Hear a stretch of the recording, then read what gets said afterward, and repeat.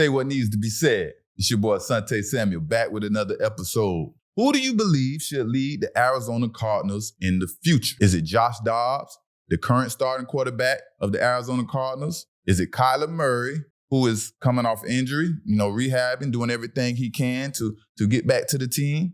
Or is it one of the top college quarterbacks entering the NFL draft in 2024? What's your opinion? What are your thoughts? How you think the Arizona Cardinals need to handle this situation? Well, this is my opinion, and this is how I think the Arizona Cardinals need to handle this whole quarterback saga and the future of the Arizona Cardinals and the quarterback situation. Now, we're going to talk about it a little. I'm going to paint a picture, and I'm going to build up to some so we can all see, a couple little pieces and things that you may not realize. But Kyler Murray is eligible to return to participate in games or however the coaches deem necessary, but remains on the PUP list until further notice. Murray, who is 26 years of age and a two-time Pro Bowler, battled hamstring issues last year before eventually tearing his ACL. And we know that landed him on IR, which eventually put him out for the season. We all know that history. But there have been multiple reports stating how bad Murray's attitude has been towards the organization and how he carries himself as a quarterback on the team. He got some backlash and people wasn't feeling him in the organization, whether it was players or whatever. The old head coach, Cliff Kingsbury, he had a major liking to him, and maybe let him get away with more things than he was supposed to. So, that led to the organization feeling like, he have attitude problems and we don't like the way he carries himself. There's been multiple reports. But John Gannon was hired as the head coach, who then turned around and hired Drew Petzing from the Cleveland Browns. Drew Petzing was at the Cleveland Browns, and John Gannon lured him over there and gave him the offensive coordinator job, and he took it. So now if you ever wondered why they traded specifically for Josh Dobbs, here it is. This is why everybody was wondering why Josh Dobbs all of a sudden became the target for the Arizona Cardinals trade when you got a new head coach. He's never been a head coach and, offensive coordinator and all that. But it was because Josh and the OC both had ties with the Cleveland Browns. Offensive coordinator Drew Petzing was the quarterback coach in Cleveland before taking the job in Arizona.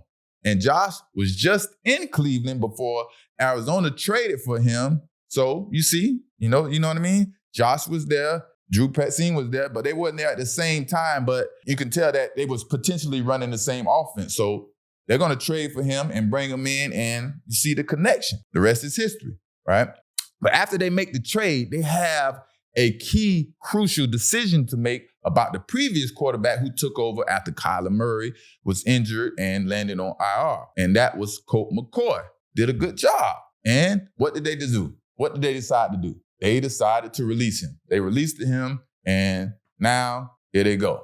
They traded for Dobbs on the 24th of August. Listen to this.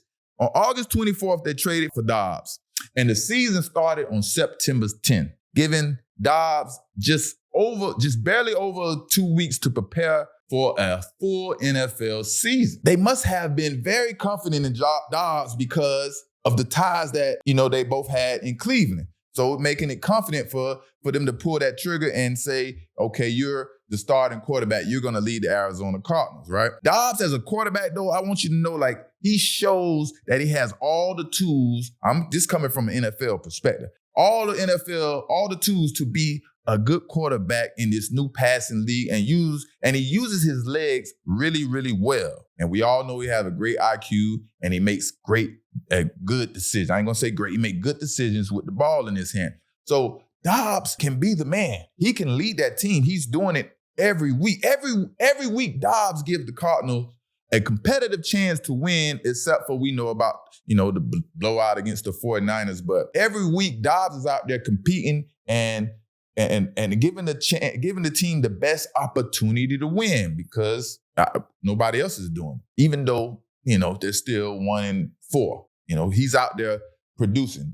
The record doesn't show how well he's doing for such a short period of time. But we all know about the upset Cardinals, handed to the Cowboys, which was, we know about that victory. Then they also had the New York Giants 20-0 at halftime. They end up losing that game. And, they were very competitive against the Bengals yesterday. Could have won that game, eliminate a few mistakes. They potentially could have won that game. So Dobbs goes out there and have the Arizona Cardinals playing and competing to win games. Dobbs shows he is the quarterback that John Gannon can build a team around. He's showing that every week. If he haven't made you a believer, I don't know what is. Remember, he only had a little over 2 weeks to prepare and gel with the team. Now, imagine if Dobbs had a full year to prepare with the team and participate in mini camp and training camp and just gel with the team and understand who his favorite target. Imagine he had that. Imagine how much better the offense and the Arizona Cardinals would be doing as a whole. But, that's something you got to think about into this, this mathematical problem, because that really means a lot. That really means a lot, right? But the question is, how are the Cardinals going to handle this quarterback controversy with Kyler Murray and Joshua Dobbs and the possibility of one of the top quarterbacks coming out of college entering the draft? Caleb Williams, Drake May out of North Carolina, and a few more quarterbacks. How are they going to handle this situation? Do you activate Murray and when he's fully healthy and ready to go and put your trust in him, although you didn't draft him? New head coaches really don't like to do that, but you may be forced to do that, being that Kyler Murray has a long-term contract locked up until 2026. Or do you build a team around Dobbs and get him some weapons? I like that situation. Build a team around Dobbs and get him some weapons. Or do you hope Dobbs fails and then now you go get the top quarterback, your favorite quarterback in the NFL draft? What do you think?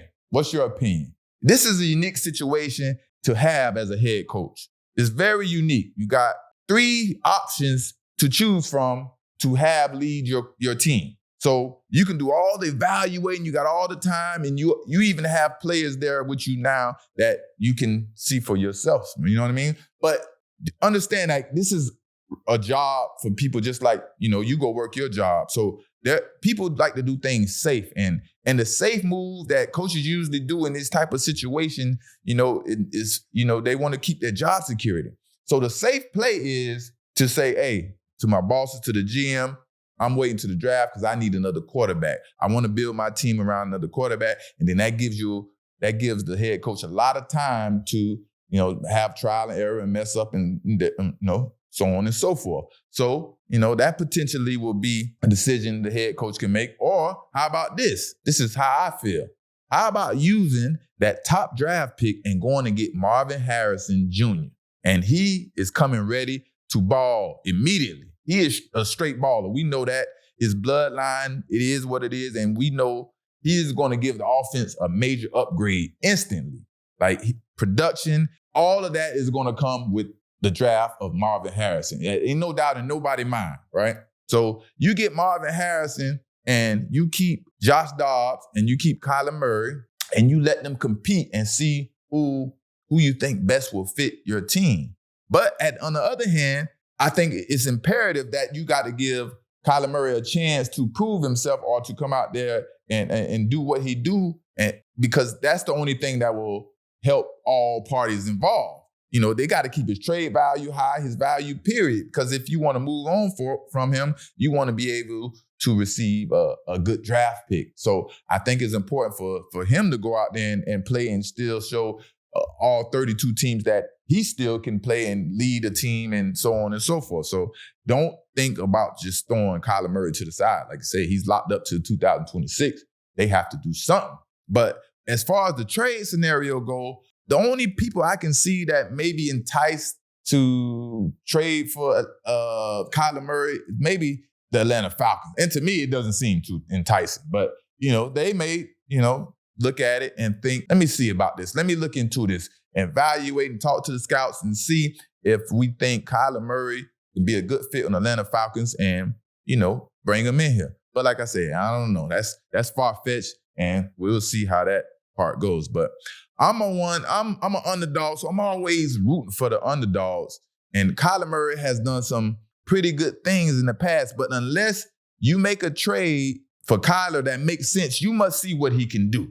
Like I say, I'm an underdog. I like the underdogs. Kyler Murray is not an underdog, but you have to see what he can do. I want to see what Dobbs can do. Dobbs is still young. He hasn't got his chance to really show. This is his first opportunity to really, really show, although he had limited time to prepare, right?